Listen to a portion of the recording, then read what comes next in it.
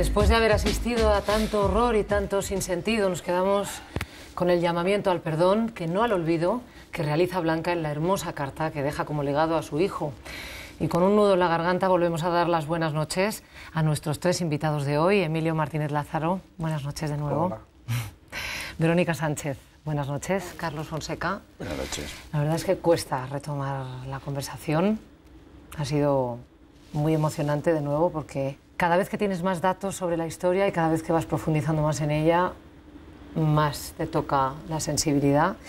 Y lo primero que se me ocurre preguntarte, que estábamos hablando de ello mientras veíamos la película, Emilio, es cuando tú abordas una realidad que supera la ficción, tan dramática, tan trágica, ¿cómo consigues un tono equilibrado con el que convencer al espectador, con el que provocar una empatía, una verosimilitud, sin que ese material dramático te desborde como director?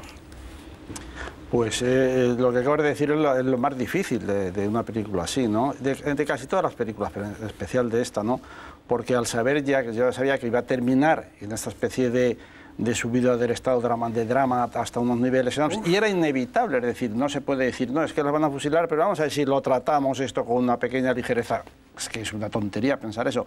Iba a ser así el final, y la película a durar 2 horas, yo tenía que ver cómo dosificar eso para que no fuera desde el principio de la película, fuera todo terrible, porque 2 horas el espectador no aguanta esta tensión, ¿no? Entonces, a pesar de eso, yo en el rodaje mi gran preocupación era esta. La película, mi único problema no era lo que íbamos haciendo, que yo veía que iba saliendo muy bien las escenas una por una, sino el conjunto al pegarlo, qué iba a pasar, cuál iba a ser la reacción del espectador. Y yo lo único que temía es que el espectador abandonase la historia, abandonase anímicamente la historia antes del final porque no pudiera soportarla. Y por eso la película, entre otras cosas, está muy rebajado el tono de cómo vivían en la cárcel, de la situación de la cárcel, la real, la que yo he leído en el libro de Carlos y la que me han contado los supervivientes, las supervivientes. La situación de la cárcel era mucho peor de lo que se ve en la película. Y supongo que las torturas también. Y la comisaría también. Claro. La comisaría es un pequeñito ejemplo de nada, y aquello fue terrorífico, como está documentado también en el libro de Carlos. Y en otros, hay un personaje que yo te comenté, y de hecho tú lo has comentado también en varias ocasiones, que es la directora de la prisión. Sí.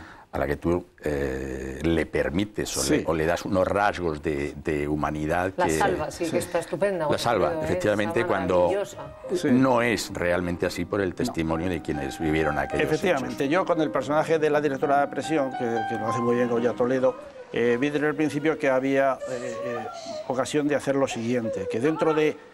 primero, había una cosa que era real, que es que a mí me contaron una de las supervivientes, precisamente la que quedó viva, que vive en Valencia, y me contó que cuando entraron en la cárcel, una vez pasados los primeros momentos, ellas eran como un poco las que animaban el cotarro allí dentro, cosa que en la película se ve también, eran bien animadas y que no esperaban que ni muchísimo menos que las fueran a fusilar. Pues una pandilla de amigas que se reencuentra después de las torturas y vuelve a vivir un poco de oxígeno. Exacto, ¿no? De que una situación terrible de enfermedades, de cosas, de lo que pasaba con los niños, con personas mayores, pero ellas eran muy jóvenes y eran las que mejor lo soportaban.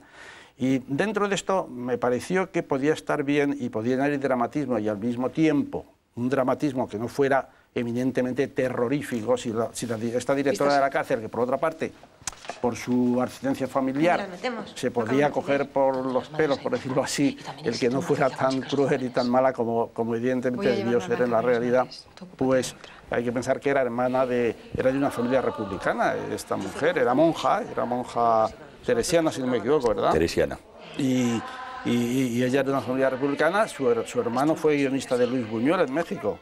Y ¿por qué ella no iba de alguna manera a comprender a esos otros que eran como su familia, eran de los de su familia?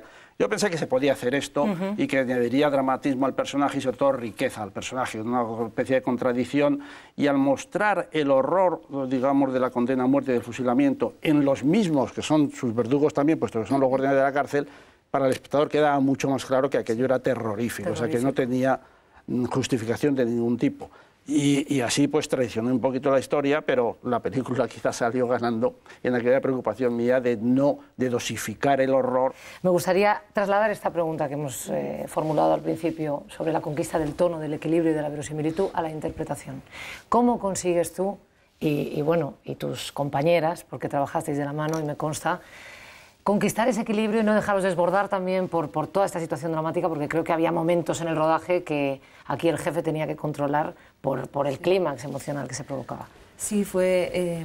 Bueno, yo creo que a eso nos ayudó sobre todo la visión externa de Emilio, que aunque estaba dentro de cada secuencia, él tenía la película medianamente montada en su cabeza y entonces nos decía, rebajad el tono porque justo antes de esta escena va a venir otra en la que, pues no sé, habéis llorado mucho por tal o por cual, porque una siempre cuando... actuando como que quieres cargar las tintas, no es una cosa normal, quieres poner toda tu capacidad de emoción y todo el llanto ahí, y es verdad que él al tener la visión global nos iba rebajando para compensar y bueno, eso ayudó porque si no igual podríamos... No, hay una cosa, perdona, que es muy importante y es que era de pronto, por ejemplo, el momento de la escena del fusilamiento eran 13 y entonces 13 chicas todas metidas en un camión y concentrándose en grupo. No podéis imaginar la tensión que creaban, la tensión que se veía y que luego se empezaba a oír demasiado, de tal manera que en un momento dado, en alguna de las tomas, bueno, hicimos muy pocas tomas de aquello, pero les dije, no, a ver, todas vosotras, haced el favor de llorar más bajito, porque si no...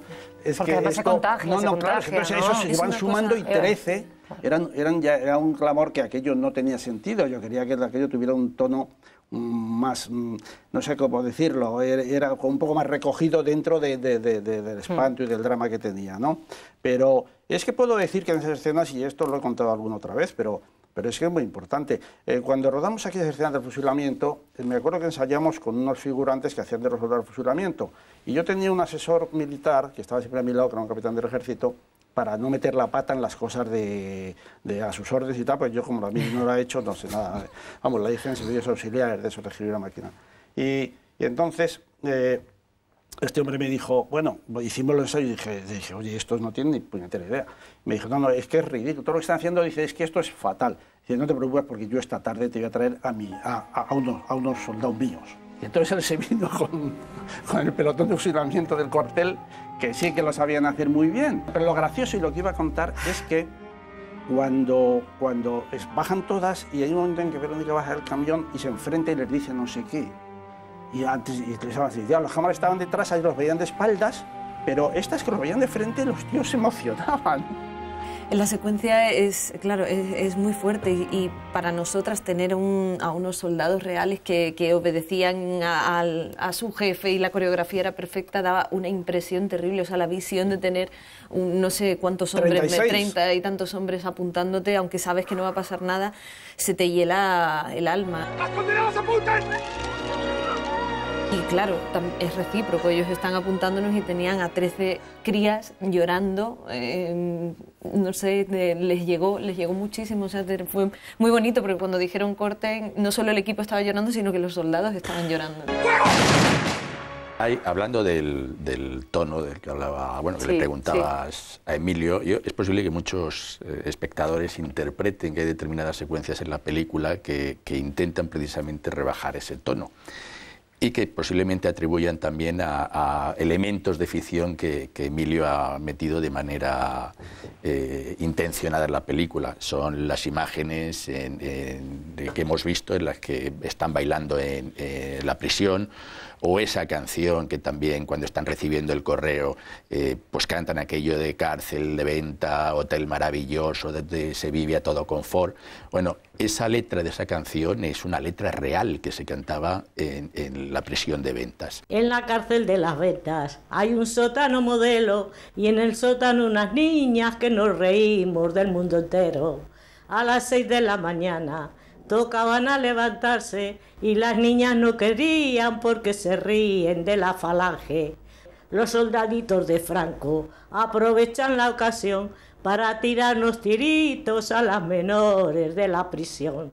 Y hay testimonios de algunas de las personas que vivieron en aquellos hechos. Ha hablado Emilio del papel que interpreta Nadia de Santiago, que es la única superviviente, Cuesta, ¿no? que es Mari Carmen Cuesta, una mujer que vive en Valencia, y ella Ella bailaba.